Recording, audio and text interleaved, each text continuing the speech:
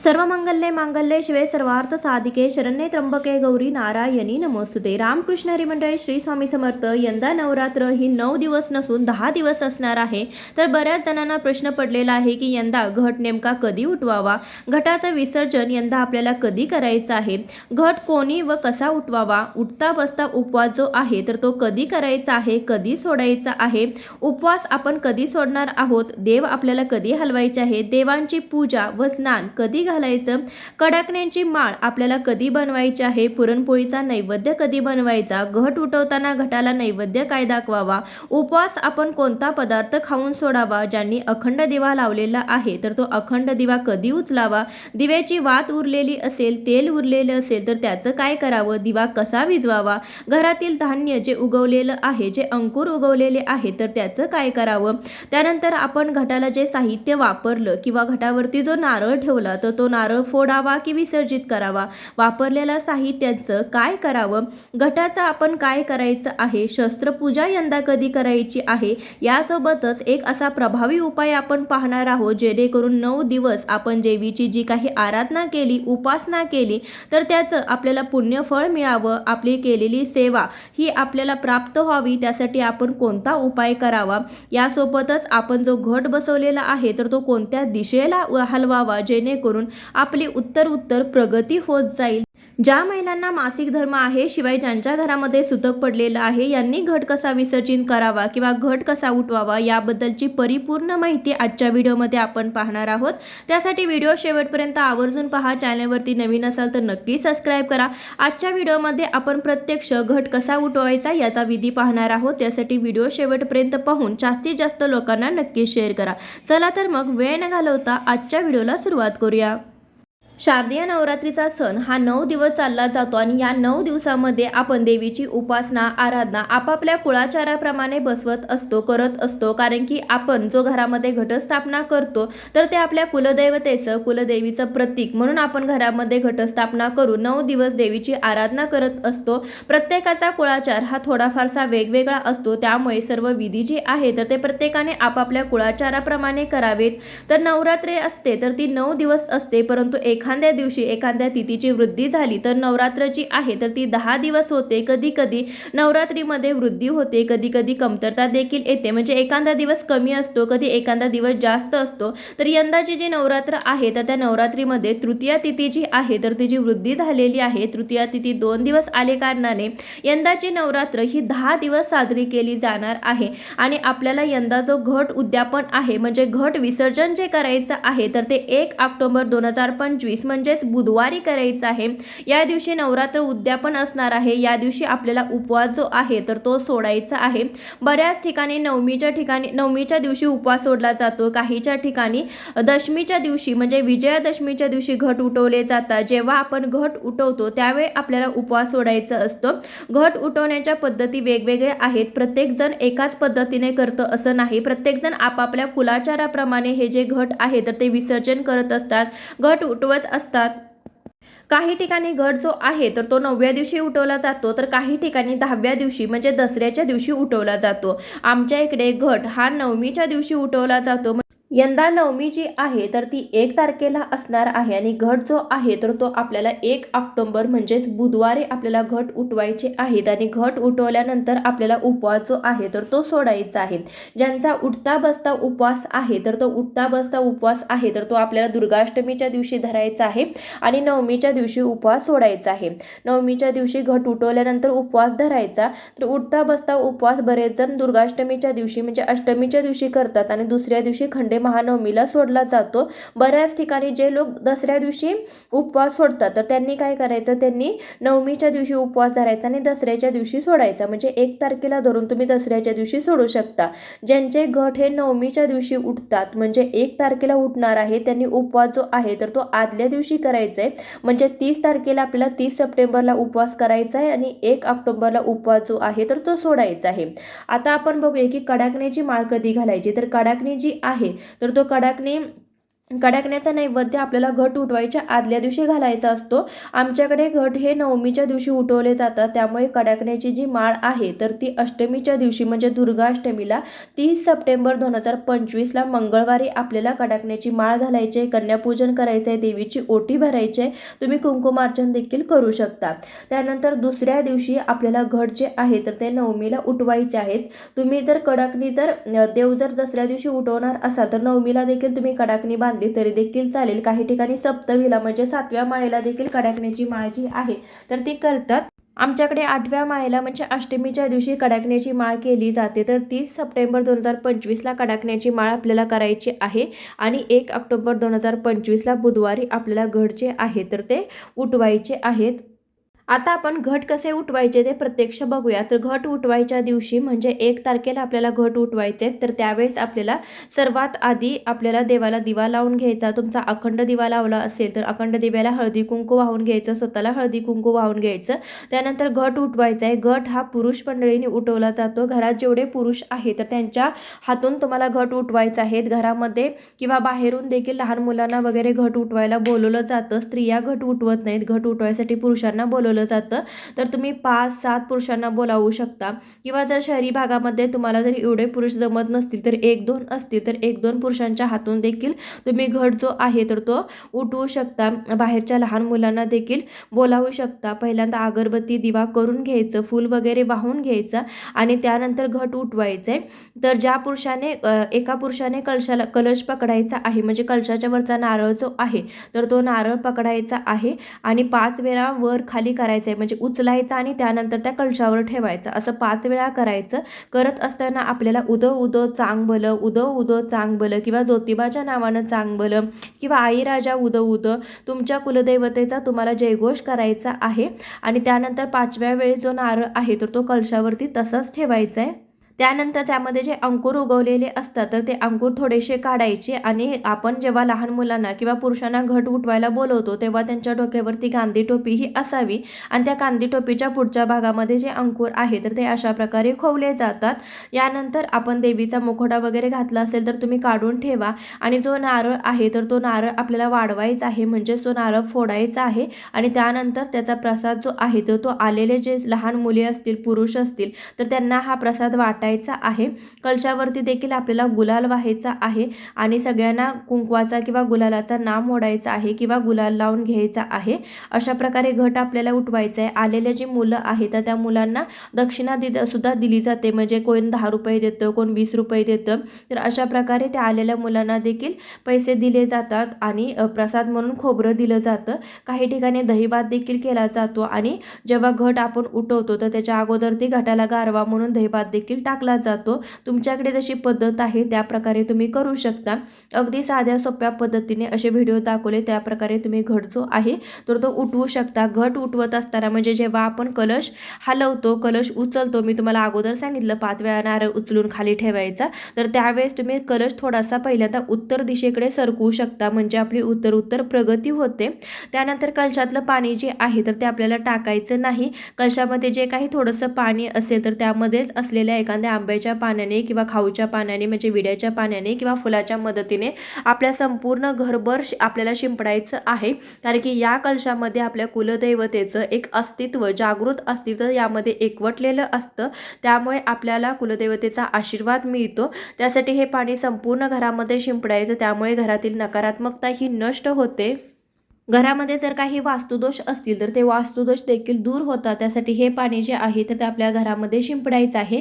त्यानंतर तुम्ही कलशाला कलावा म्हणजे लाल पिवळा धागा बांधलेला असेल तर तो धागा काढायचा आहे आणि आपल्या घरातील कर्त्या पुरुषाच्या हातामध्ये किंवा आपल्या घरातील छोट्या मुलांच्या हातामध्ये हा धागा बांधायचा आहे. 9 दिवस आपल्या घरामध्ये देवी जागृत स्वरूपामध्ये असते, सूक्ष्म स्वरूपामध्ये वास करत असते आणि आपण देवीच्या कलशावरती जो धागा बांधलेला असतो तर तो एक रक्षासूत्राचं काम करत असतो. त्यासाठी जो धागा आहे तर तो आपल्याला टाकायचा नाही. घरातल्या कर्त्या पुरुषाच्या हातावरती तो धागा तुम्ही आवर्जून बांधायचा आहे. त्यामुळे घरातील नकारात्मकता नष्ट होते, कर्त्या पुरुषाची दिवसेंदिवस प्रगती होते, घरामध्ये सुख समृद्धी नांदते.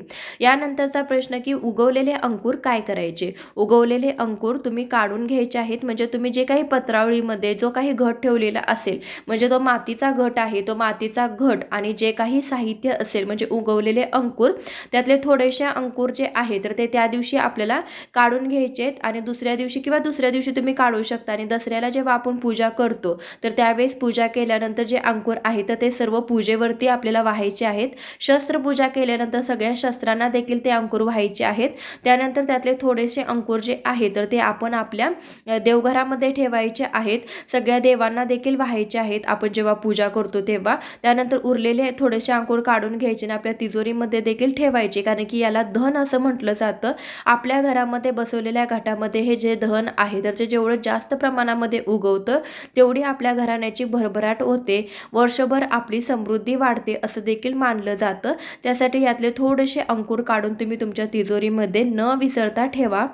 अशा प्रकारे तुम्हाला घट जो आहे तर तो उठवायचा आहे, हलवायचा आहे. देवपूजा ही आपल्याला त्या दिवशीच करायची नाही. देव जे आहे तर ते देव तुम्हाला दुसऱ्या दिवशी म्हणजे दसऱ्याच्या दिवशी देव जे आहे तर ते हलवायचे आहेत. विड्याच्या पानावरती उचलून तुम्हाला पंचामृताने स्नान घालून तुम्हाला विधिवत त्याची पूजा करायची आहे देवांची. या दिवशी दसऱ्याच्या दिवशी गाडींची किंवा घरात नवीन नवीन वस्तूंची, इलेक्ट्रॉनिक वस्तूंची देखील पूजा केली जाते. घराला झेंडूच्या फुलाचं, आंब्याच्या पानाचं तोरण लावलं जातं. तर दसऱ्याच्या दिवशी तुम्हाला पूजा करायची आहे. तुम्ही नैवेद्य करू शकता. जेव्हा आपण घट उठवणार त्यावेळेस आपल्याला पुरणपोळीचा नैवेद्य बनवायचा आहे. आणि घट उठवायच्या अगोदरच तुम्हाला पुरणपोळीचा नैवेद्य दाखवायचा आणि त्यानंतरच घट उठवायचा आहे. पुरणपोळीचा नैवेद्य केल्यानंतर तो पुरणपोळीचा नैवेद्य आहे तो खाऊनच उपवास सोडला जातो. दही भात देखील तुम्ही गटाला बनवू शकता नैवेद्य म्हणून आणि त्यानंतर घट उठवू शकता. थोडासा गारवा देखील करा. त्यानंतर तुम्ही उपवास सोडत असताना आपण आदल्या दिवशी जी कडाकण्याची माळ बांधली त्यातली थोडीशी कडाकणी खाऊन देखील उपवास सोडला जातो. कडाकणी, पुरणपोळी असा सात्विक पदार्थ खाऊन तुम्ही उपवास जो आहे तर तो सोडायचा आहे. अखंड दिवा कधी उचलायचा. अखंड दिवा जो आहे तर तो आपल्याला लगेच उचलायचा नाही, हलवायचा नाही. अखंड दिव्यामध्ये तेल असेल, तूप असेल, वात असेल तर तुम्हाला लगेच ती फुंकर मारून विझवायची नाही. तो आपोआप तो दिवा जो आहे तर तो शांत होऊन द्यायचा आहे.